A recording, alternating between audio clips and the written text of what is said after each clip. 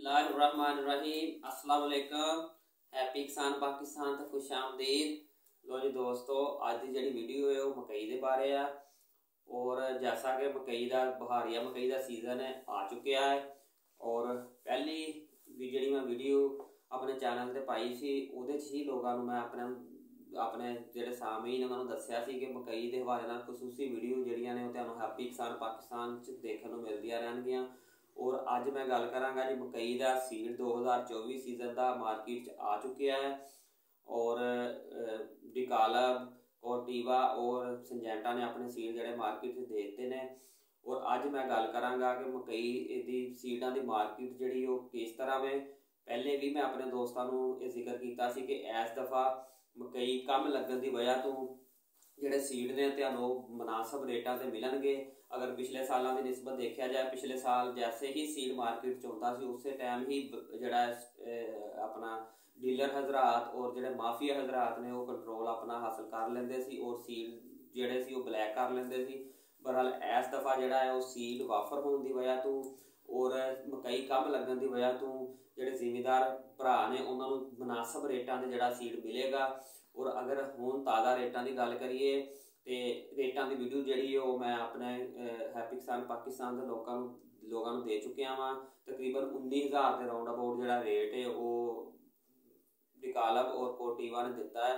और इस टाइम अगर 63-17 और 63-21 की गल करिए वो MRP तो 2,000 रुपया छड़ के तकरीबन जो 17,000 के राउंड अबाउट जो मिल रहा है। और इस तो बाद अगर मैं गल करा 70-24 की 70-24 जोड़ा है वो तकरीबन 2500 तो 3,000 रुपया छड़ के जोड़ा है वो मिलता पाया वे वाफर मकदार मौजूद है। तुम लै सकते हो 16,500 का तकरीबन जोड़ा ना वो 70-24 मिल रहा है। और इस तो बाद अगर मैं कोटीवा के हाइब्रिड की गल करा 14-29 जोड़ा है वो तकरीबन 3,500-4,000 रुपया छड़ के जोड़ा है वो अवेलेबल है। तुम जितना मर्जी लै सकते हो, यानी कि 19,000 रुपये के राउंड अबाउट ही रेट जो 14-29 का सी। और अगर वो 4,000 रुपया लैस कर लिए तकरीबन 15,000 15,500 रुपये जो है वो 14-29 जो मिलता पाया। और जो 15-43 का रेट कम सी और कम होने की वजह तो वह भी तकरीबन 3,500-4,000 छड़ के जो मार्केट अवेलेबल है। और दोस्तों हैप्पी किसान पाकिस्तान के प्लेटफार्म तो मैं दोस्तों को एक दफ़ा दोबारा मशवरा देवांगा कि बहारिया मकई जी है और रूटीन के मुताबिक तुम काश करो।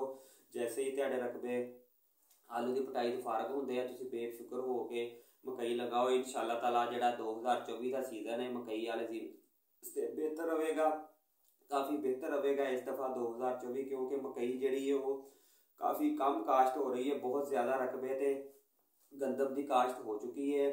और जोड़े कुछ दोस्त हजरात जोड़े सी कमाद वाले जिमीदार मकई शिफ्ट होए सी वो कमाद च वापस जा रहे हैं। इस वास्ते जोड़ा बहारिया मकई का एरिया है वो कम हो जाएगा इस दफ़ा। और एरिया कम होने की वजह तो उम्मीद की जाती है कि 2023 जो डिमांड और सप्लाई का मसला बनया सी, सप्लाई बहुत ज़्यादा हो गई सी, डिमांड जी रूटीन के मुताबिक सी, जिस वजह तो रेट नीचे आए। इस दफ़ा वो डिमांड और सप्लाई का मसला नहीं बनेगा। और इंशाअल्लाह ताला मकई के जोड़े जिमीदार ने उन्होंने 2024 के मकई के जोड़े आ वो मुनासिब और अच्छे रेट जोड़े ने वो मिलणगे। लो जी मकई के ताज़ा मार्केट के रेटा के हवाले वीडियो सी, अगर अच्छी लगे तो लाइक कर देना, दोस्तों को शेयर कर देना।